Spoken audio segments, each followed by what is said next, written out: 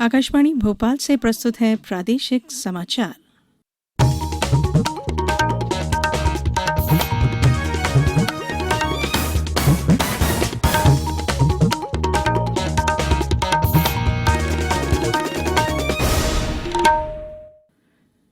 नमस्कार, समाचारों के साथ मैं धारणा सचदेव। कोरोना संक्रमण को देखते हुए आपसे अपील है कि लापरवाही न बरतें और इन आसान उपायों का पालन कर सुरक्षित रहें। मास्क लगाएं, 2 गज की सुरक्षित दूरी बनाए रखें, बार बार हाथ धोएं और साफ सफाई रखें और टीका जरूर लगवाएं। लोगों को कोविड से संबंधित जानकारी देने और उनके मार्गदर्शन के लिए राष्ट्रीय हेल्पलाइन कार्यरत है। इसका नंबर है 011-2397-8046 और 1075। अब सुनिए समाचार। पहले मुख्य समाचार। देश में कोविड से इलाज करा रहे रोगियों और नए रोगियों की संख्या में आ रही है निरंतर गिरावट। प्रदेश के 31 जिलों में कल कोरोना संक्रमण का कोई नया मामला नहीं। मुख्यमंत्री का दावा, प्रदेश में कोरोना संक्रमण लगभग समाप्त। और प्रदेश के अधिकांश जिलों में मानसून सक्रिय, कई जिलों में रुक रुक कर हो रही है बारिश। अब समाचार विस्तार से। देश में कोविड से इलाज करा रहे रोगियों और नए रोगियों की संख्या में निरंतर गिरावट आ रही है। इसके साथ ही देश में स्वस्थ होने की दर में लगातार सुधार हो रहा है। स्वास्थ्य और परिवार कल्याण मंत्रालय ने कहा है कि कुल संक्रमण के मामलों में से केवल 2.03% लोगों का इलाज चल रहा है और इसमें भी निरंतर गिरावट आ रही है। पिछले 24 घंटों के दौरान कोविड के 51,667 नए रोगियों की पुष्टि हुई है। प्रदेश के मुख्यमंत्री शिवराज सिंह चौहान ने दावा किया है कि प्रदेश में कोरोना संक्रमण लगभग समाप्त हो गया है। प्रदेश के 31 जिलों में कल कोरोना संक्रमण का कोई भी नया मामला सामने नहीं आया है। इंदौर में 10 और भोपाल में 15 नए मामले दर्ज किए गए हैं। बाकी जिलों में 1 से 4 तक केस मिले हैं। इस तरह से पूरे प्रदेश में कल सिर्फ 62 नए मामले सामने आए। सक्रिय मरीज केवल 1280 हैं। वही पॉजिटिविटी दर 0.1% पर सिमट गया है और रिकवरी दर 98.7% हो गया है। 3 जिलों अलीराजपुर, बुरहानपुर और खंडवा पूरी तरह से कोरोना मुक्त हो गए हैं।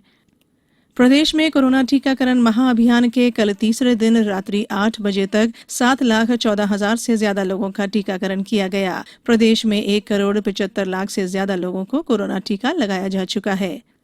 प्रधानमंत्री नरेंद्र मोदी ने कहा है कि आपातकाल के निराशाजनक दिनों को कभी भुलाया नहीं जा सकता। उन्होंने कहा कि 1975 से 1977 तक की अवधि में लोकतांत्रिक संस्थाओं की अवमानना हुई। केंद्रीय गृह मंत्री अमित शाह ने कहा कि 1975 में आज ही के दिन कांग्रेस ने अपने स्वार्थ और सत्ता के अहंकार में विश्व के सबसे बड़े लोकतंत्र की हत्या की थी। सूचना और प्रसारण मंत्री प्रकाश जावड़ेकर ने 1975 में आपातकाल लगाने के लिए कांग्रेस की आलोचना की है। उन्होंने कहा कि अनेक सत्याग्रहियों को बंदी बनाया गया और प्रेस की स्वतंत्रता पर भी पाबंदी लगा दी गई। भारतीय जनता पार्टी अध्यक्ष जेपी नड्डा ने 1975 में आपातकाल लागू करने के लिए कांग्रेस की आलोचना की है। श्री नड्डा ने एक ट्वीट में कहा कि 1975 में आज ही के दिन कांग्रेस ने अपने राजनीतिक हितों के लिए आपातकाल घोषित किया था।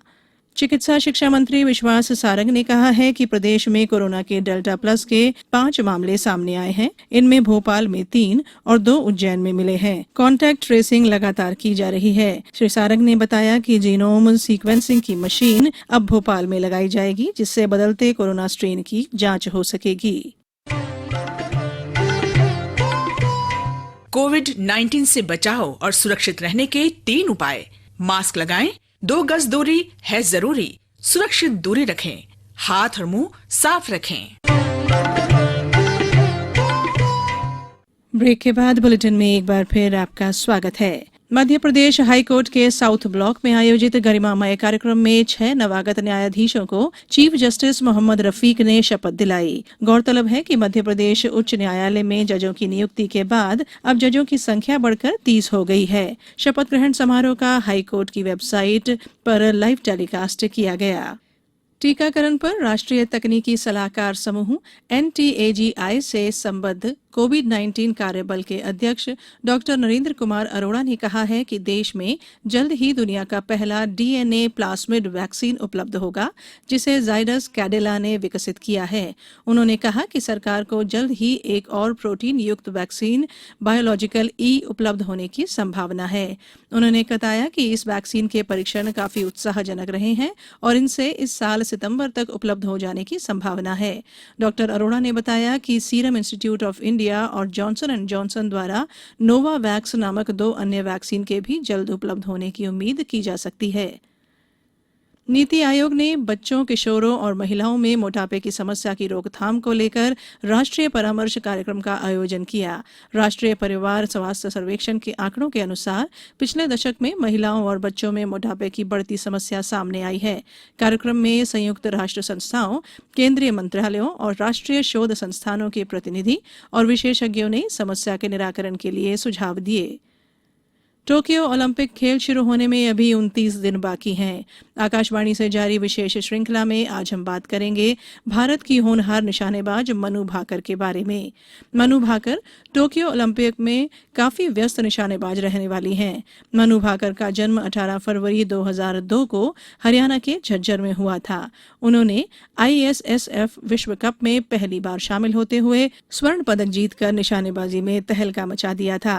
ग्वादलजारा में महिलाओं की 10 मीटर एयर पिस्टल प्रतियोगिता के फाइनल में कई अनुभवी ओलंपिक विजेताओं के बीच स्वर्ण पदक जीतने वाली वो पहली भारतीय युवा खिलाड़ी हैं।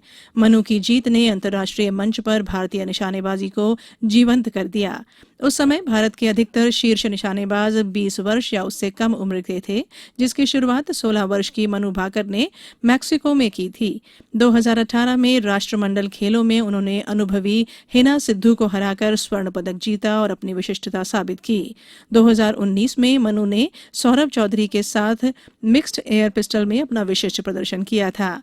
मनु ने 2019 के ISSF विश्व कप फाइनल में स्वर्ण पदक जीता और यह उनकी अब तक की सबसे बड़ी उपलब्धि रही।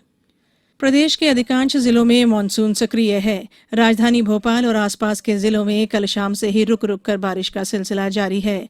मौसम केंद्र के अनुसार पिछले 24 घंटों के दौरान रीवा, शहडोल, जबलपुर, होशंगाबाद और भोपाल संभागों के जिलों में अधिकांश स्थानों पर और इंदौर संभाग के जिलों में कई स्थानों पर, साथ ही उज्जैन संभाग के जिलों में कुछ स्थानों पर बारिश हुई। सागर और ग्वालियर संभागों के जिलों में कहीं कहीं वर्षा दर्ज की गई। मौसम केंद्र ने आज शहडोल संभाग के सभी जिलों के साथ ही कटनी, सिवनी, मंडला, बालाघाट, होशंगाबाद, बैतूल, खरगोन, अलीराजपुर, झाबुआ, उज्जैन और देवास जिलों में भारी बारिश की संभावना बताई है। जबलपुर, रीवा और शहडोल संभागों के जिलों में अधिकांश स्थानों पर, सागर, होशंगाबाद, भोपाल संभागों के जिलों में कई स्थानों पर बारिश की संभावना है। अब कुछ समाचार संक्षेप में। केंद्रीय स्वास्थ्य मंत्रालय ने कहा है कि राज्यों और केंद्र शासित प्रदेशों के पास अभी भी 1,50,00,000 से अधिक कोविड टीके हैं जिन्हें लगाया जाना है। उपराष्ट्रपति एम वेंकैया नायडू ने विख्यात स्वतंत्रता सेनानी और भारत की पहली महिला मुख्यमंत्री सुचेता कृपलानी को उनकी जयंती पर श्रद्धांजलि अर्पित की है। श्री नायडू ने कहा कि वे सच्चे अर्थों में गांधीवादी और महान देशभक्त थीं। मध्य प्रदेश राज्य विधिक सेवा प्राधिकरण जबलपुर के निर्देशानुसार इस वर्ष की पहली लोक अदालत 10 जुलाई को जिला और विकास खंड स्तरों पर आयोजित की जाएगी। खंडवा कलेक्टर ने कल श्री दादाजी मंदिर ट्रस्ट के प्रतिनिधियों के साथ बैठकर गुरु पूर्णिमा के अवसर पर होने वाले कार्यक्रमों की तैयारी की समीक्षा की। और रायसेन में जिला विधिक सेवा प्राधिकरण द्वारा स्वास्थ्य विभाग के सहयोग से कल जिला न्यायालय में रक्तदान शिविर का आयोजन किया जाएगा। अंत में बुलेटिन के मुख्य समाचार एक बार फिर। देश में कोविड से इलाज करा रहे रोगियों और नए रोगियों की संख्या में आ रही है निरंतर गिरावट।